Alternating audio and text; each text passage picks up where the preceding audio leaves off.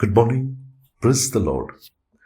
Blessing for Nation મિનિસ્ટ્રીથી હું આપનો ભાઈ સેમ ક્રિશ્ચન ઈશ્વર પિતાએ આજે આપણને આપેલા આજના એક નવા સુંદર દિવસે આપને પ્રભુ ઈસુ ખ્રિસ્તના નામમાં પ્રેમી સલામ પાઠવું છું. આજે આપણે ઈશ્વરના અદ્ભુત અને ખાતરીદાયક વચન પર મનન કરીશું. હોશિયા પ્રબોધકનું પુસ્તક તેનો 2 અધ્યાય તેની 15મી કલમ. ત્યાં પ્રભુના વચનમાં લખ્યું છે, હું તેને ત્યાંથી તેની દ્રાક્ષાવાળીઓ તથા આશાના દ્વાર તરીકે આખોરની ખીણ આપીશ.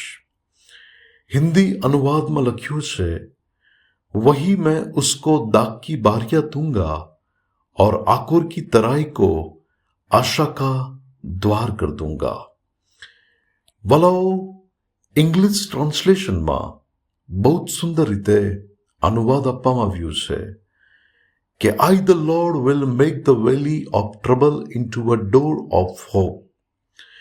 કે તમારા જીવનમાં જે એવી ખીણ જે દુઃખની હોય એને હું આશાનો દ્વાર કરી દઈશ.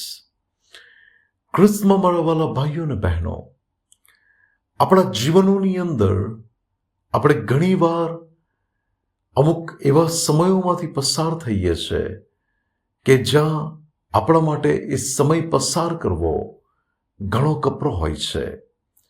એવો માઠો સમય, એવી પ્રતિકૂળ પરિસ્થિતિઓ, એવા સમયો, એવા સંજોગો કે જેની મધ્યે મારે ને તમારે ચાલવું એ સરળ હોતું નથી.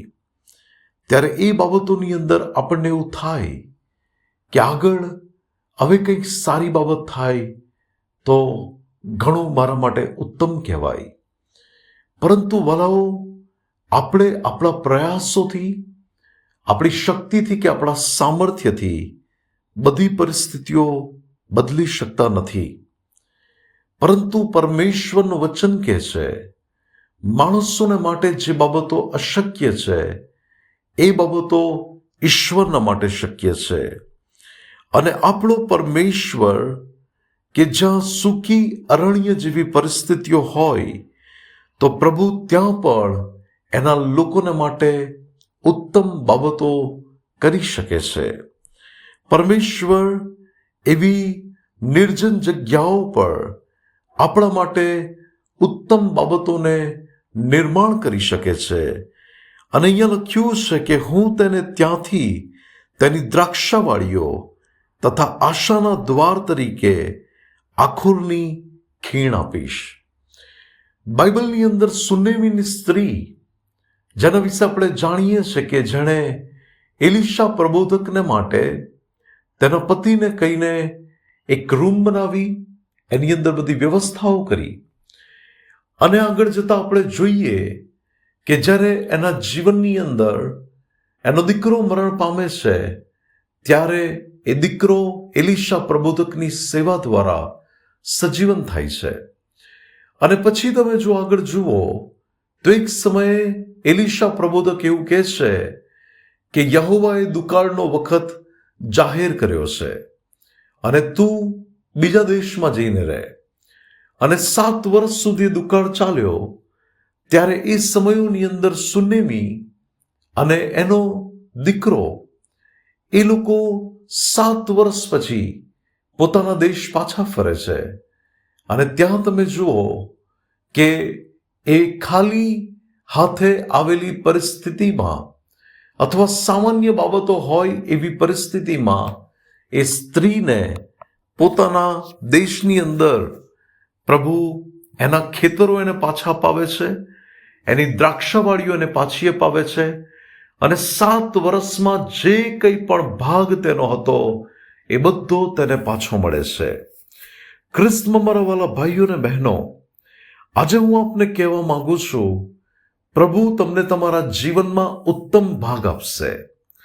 તમે બની શકે કે એવી કોઈ પરિસ્થિતિમાં અને સંજોગોમાંથી અત્યારે પસાર થતા હોય, પરંતુ પ્રભુનું વચન ઝખારિયા 9 અને 12 કહે છે કે હે આશા રાખી રહેલા બંદીવાનો, તમે બમણો બદલો પ્રાપ્ત કરશો. પરમેશ્વર તમારા જીવનોમાં દ્રાક્ષાવાળીઓ એ તો ભરપૂરી બતાવે છે. અને પરમેશ્વર કહે છે કે જ્યાં આશાનું દ્વાર નથી ત્યાં હું તારા માટે આશાનું દ્વાર બનીશ. અને પ્રભુ ત્યાં તમારા માટે કાર્ય કરશે. પ્રભુ આજના વચન દ્વારા આપ સર્વને આશીર્વાદિત કરે. આવો આપણે પ્રાર્થના કરીએ. સ્વર્ગમાં અમારા પ્રેમાળ પિતા, આજે પ્રભુ તારું કોઈ બાળક, આજે અમારું પરમેશ્વર પ્રભુ કોઈ સ્વજન, અમારા કોઈ અવાલાઓ કે જેઓ પોતાના જીવનની કોઈ પરિસ્થિતિઓને લઈને આજે પ્રભુ જીવનથી નાસીપાસ થયા છે, પ્રભુ હૃદયમાં અને મનમાં દુઃખ લઈને ચાલી રહ્યા છે, પરંતુ મારી પ્રાર્થના છે ઈસુ ખ્રિસ્તના નામની અંદર કે આજે પ્રભુ તમે તેઓના જીવનની પરિસ્થિતિ એક નવું કાર્ય કરો. પ્રભુ તમે તેઓના માટે એક નવું આશાનું દ્વાર ખોલો. એમની પરિસ્થિતિઓના સંજોગો બદલાઈ જાય એવી તમે કૃપા થવા દો અને તમે તેમને આશીષ આપો. ઈસુ પ્રભુના નામમાં માંગીએ છીએ. આમીન. May God bless you. Have a blessed day.